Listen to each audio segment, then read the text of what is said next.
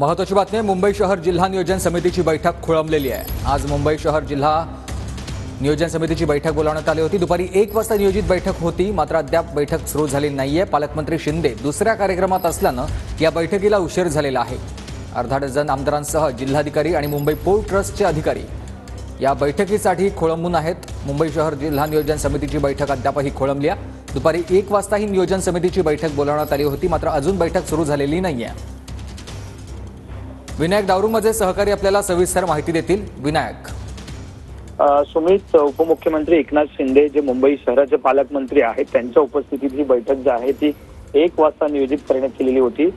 1 वाजल्यापासून सगळेच अधिकारी जे आहेत या ठिकाणी, त्याचप्रमाणे आमदार उपस्थित आहेत। 2 तास झालेले आहेत तरी सुद्धा पालकमंत्री जे आहेत ते अजून या ठिकाणी पोहोचलेले नाहीत आणि त्यामुळे ही बैठक खोळंबलेली आपल्याला पाहायला मिळते।